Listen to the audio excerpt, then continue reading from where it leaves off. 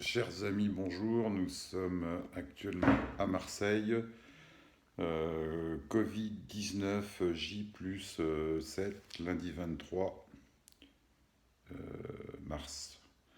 Voilà, donc j'avais dit, et je continue, que comme je m'emmerde, et vous aussi, je ferai des petites vidéos, des petits tutos gratuits pour vous expliquer un certain nombre de choses par rapport à des techniques sur la location saisonnière. Alors hier, on a fait une petite vidéo sur les techniques de surface. D'ailleurs, elle n'était pas tout à fait complète parce que en fait, il faut rajouter des choses par rapport au lavage, mais au type de drap, etc. Mais bon, faut pas que je vous donne tout parce que théoriquement, je fais payer ça, ce qui est normal, à travers les modules de formation. Alors, juste une petite précision, je ne suis pas chez moi, je suis dans un bureau, alors j'ai de la chance, comme ça me permet de bouger un petit peu, parce que rester chez soi confiné, c'est très dur, mais il faut le faire. Donc j'ai le petit papier qui est ici, que je signe, je ne suis pas très loin, puisque c'est 1,5 km, donc j'ai rencontré personne, je suis en règle, voilà. Alors, hier, on a parlé de qu'est-ce qu'on faisait pour faire de manière intelligente un nettoyage d'appartement, que ce soit soi-même, en famille, ou bien avec une personne que l'on rémunère spécialement pour cela. On va parler d'un autre métier, je dis bien un autre métier qui n'a rien à voir, qui s'appelle faire le check-in et accessoirement le check-out. Alors, il y en a qui vont rigoler tout de suite. Tous les petits malins, instinctivement, préfèrent choisir la technique la moins coûteuse, puisque tout personnel se paye, toute intervention humaine se paye, puisque l'esclavage est aboli depuis 200 ans. En l'occurrence, on va me dire, il y a les petits boîtiers électroniques ou mécaniques, comme pour les grands-mères. Donc les petits boîtiers électroniques, c'est pas bien. Alors pourquoi c'est pas bien? Pour plusieurs raisons. Tout d'abord, parce que ça permet, ça empêche de faire le contrôle des voyageurs qui vont venir chez toi. C'est important de pouvoir faire un contrôle physique. On parlera du contrôle, puisque le contrôle, c'est quelque chose d'extrêmement important dans la location saisonnière, même s'il y a un contrôle électronique, ça fait un peu old-fashion. Bon, il y a un contrôle informatique, algorithmique, ça c'est plus moderne, un contrôle algorithmique qui est fait par Airbnb avec tout un tas de combinaisons que je connais par cœur, on aura l'occasion d'en parler. Néanmoins, toi aussi tu as ton propre... Il y a des paramètres de filtrage des voyageurs qui vont venir chez toi. Parce que, accessoirement, je suis absolument contre les réservations automatiques qu'Airbnb te vend, parce qu'ils en ont rien à foutre. C'est pas eux qui ont le problème, le jour où il y a un problème. Donc, les boîtiers électroniques, c'est pas bon, puisque ça t'empêche de faire le petit contrôle qui va bien du voyageur qui va venir chez toi. Quand je dis chez toi, on va dire un de tes appartements que tu loues. Voilà. Alors, en fait, ce qui se passe, c'est pas seulement le contrôle du faciès, c'est parce que ça, je parle, ça se passe toujours bien, mais c'est important de parler de ça. C'est aussi le contrôle du nombre de voyageurs qui vont venir squatter, je rigole, qui vont venir dans l'appartement. Si ton système de programmation fait que tu fais payer X euros pour deux voyageurs et après Y euros pour à partir du deuxième, donc il y a toujours des petits malins qui vont essayer de réserver pour deux et ils vont se pointer à 10 ou 12. Et donc, si tu n'es pas là pour vérifier, tu l'as dans le baba, etc. Bon, ça, tu m'as compris. Donc, le contrôle, c'est quelque chose d'important.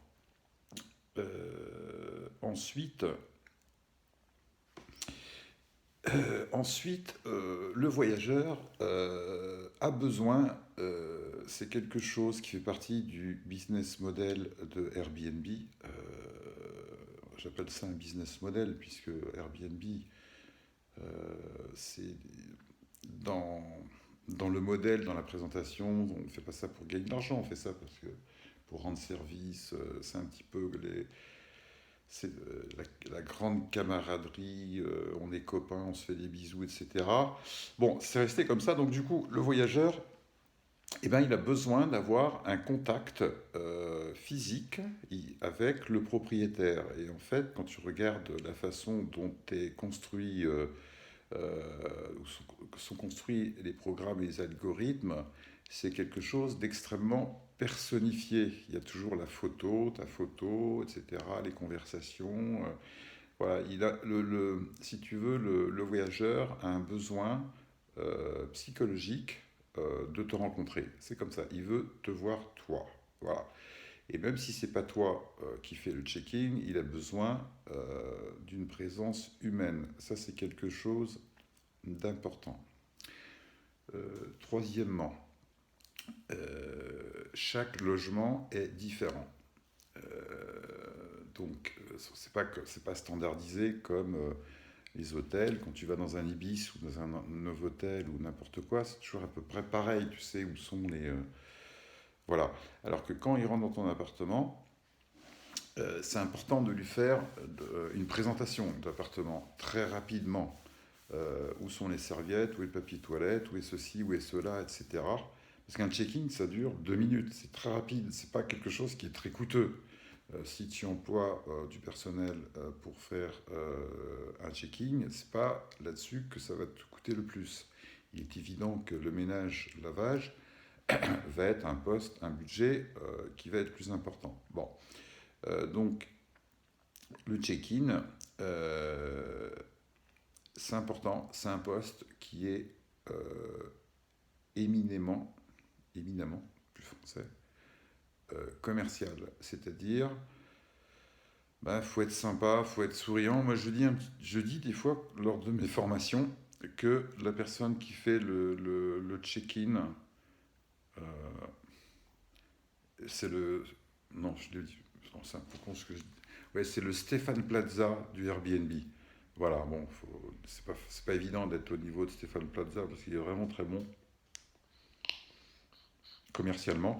Mais voilà, c'est ça. Faut être, voilà, faut être sympa, faut être souriant, faut être marseillais si tu es à Marseille, faut être parisien si tu es à Paris, faut être avignonnais si tu es à Avignon, faut être, etc., etc., etc. Faut être représentatif du propriétaire, représentatif de l'appartement, représentatif de la ville. Voilà, il faut que le voyageur, il faut qu'il te kiffe. Il vient pas seulement pour dormir. Voilà, mais c'est facile, hein, ça a l'air compliqué, Stéphane Plaza. Peut-être que je fais un peu trop compliqué et que vous ne me comprenez pas, mais c'est pas grave, du coup vous reviendrez et cette fois-ci, euh, ça sera payant.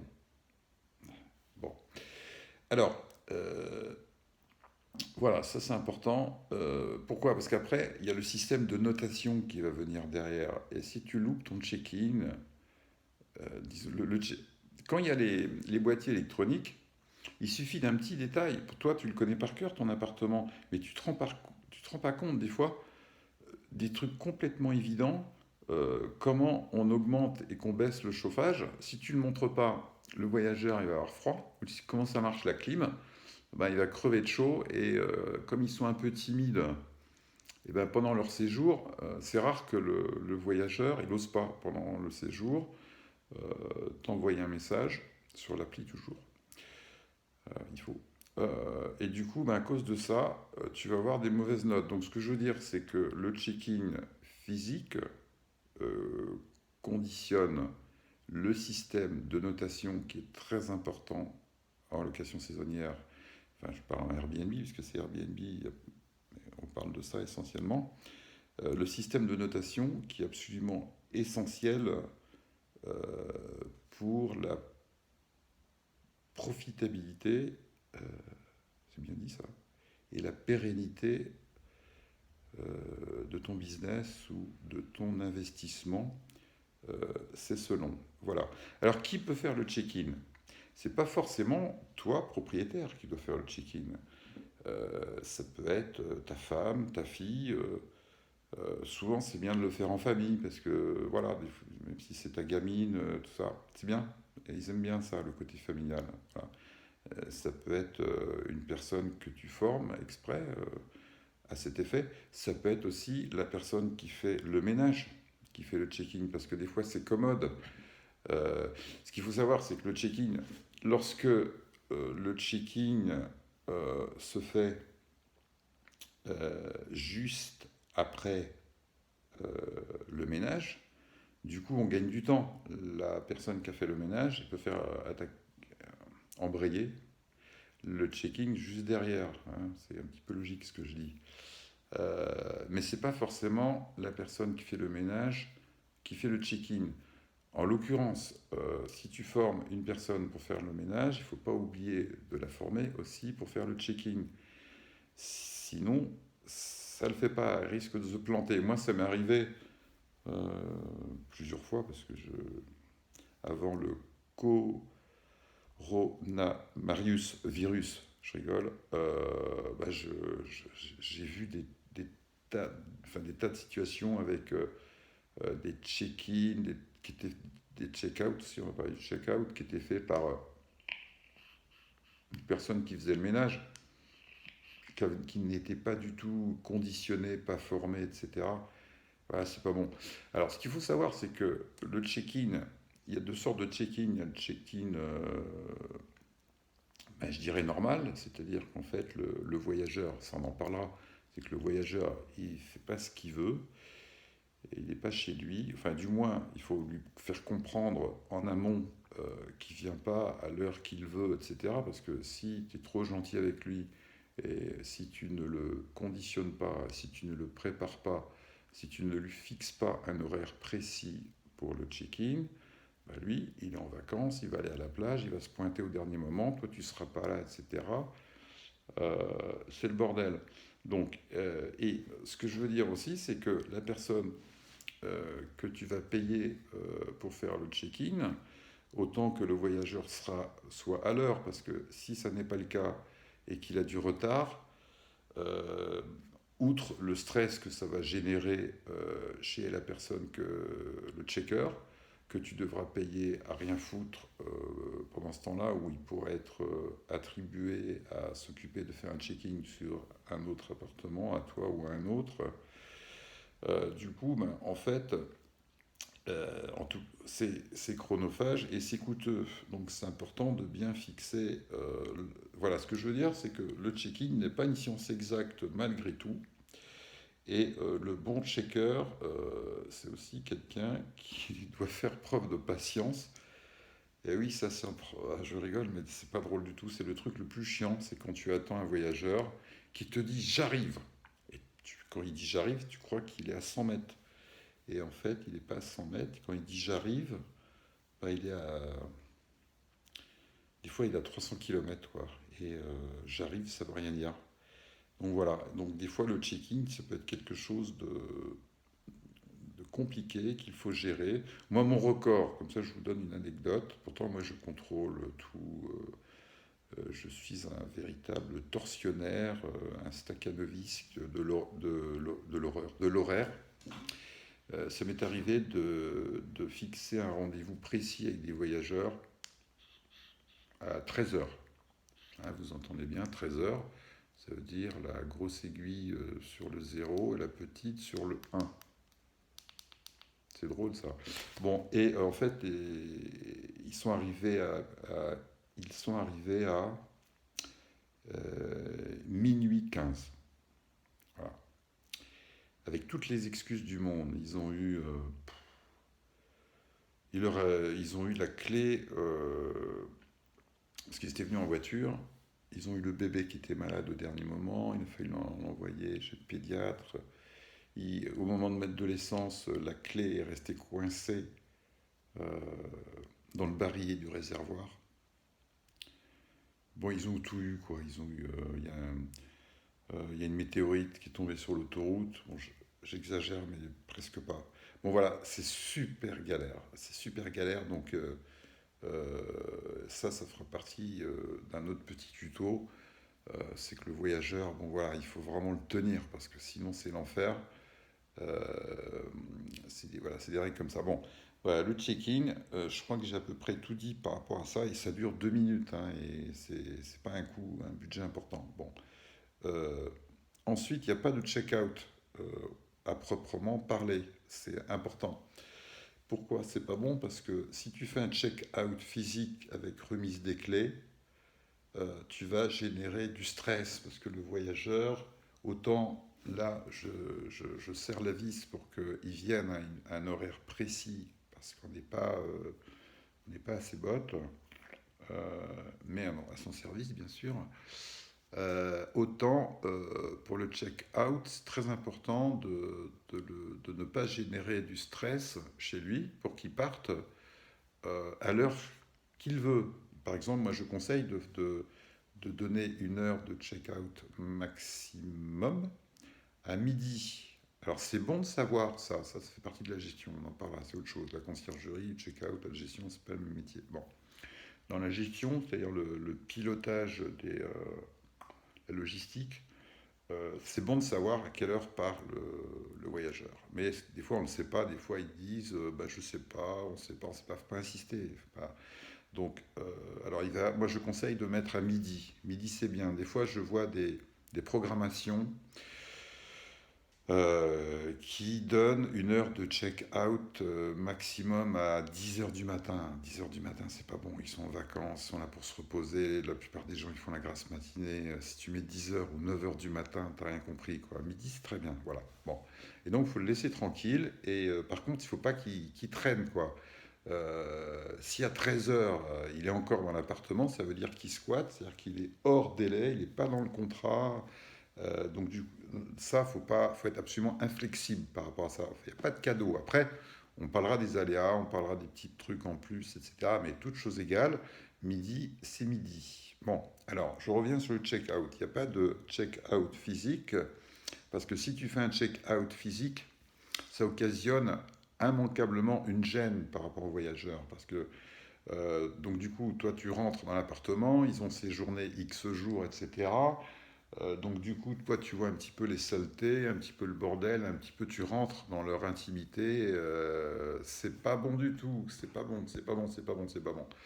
Donc le check-out, c'est quelque chose qui se fait uniquement par une remise des clés quelque part. En l'occurrence, le plus simple, c'est de le faire dans la boîte aux lettres.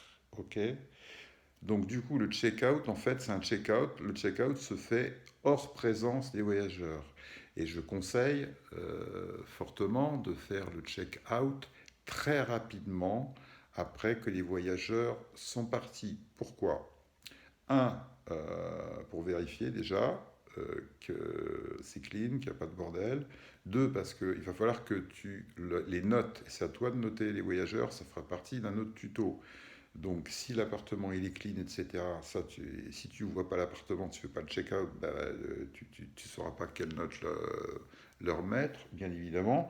Deuxièmement, pour vérifier que les serrures sont fermées, c'est une chose toute bête, mais il y a beaucoup de voyageurs qui se barrent, qui laissent la porte ouverte, ils s'en foutent, c'est pas chez eux. C'est pareil pour les fenêtres, c'est pareil pour les poubelles. Il suffit de laisser, c'est très simple, hein.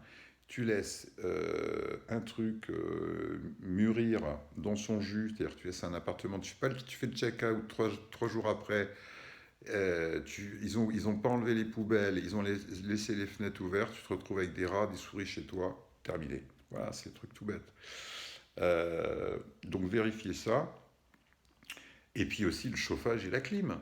En hiver, je peux te dire que une fois sur trois, une fois sur trois, moi quand j'arrive, J'essaye d'arrêter de fumer, c'est pas évident en période de Covid-19. Une fois sur trois, les chauffages sont à fond.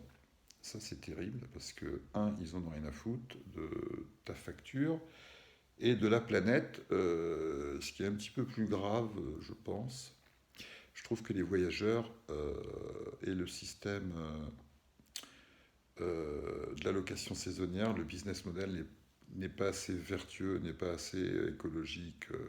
Je prends mon avion, j'arrive, je m'éclate, je dépense un maximum, j'émets un maximum de gaz à effet de serre, j'en ai rien à foutre. Ça, c'est pas bon, il faut que ça change. Bon, je ne vais pas m'étendre là-dessus, ça fera partie d'un autre tuto. La clim, c'est pareil. La clim, il faut savoir que est-ce qu'il faut de la clim? Bon, on parlera de ça, c'est pas m'étendre.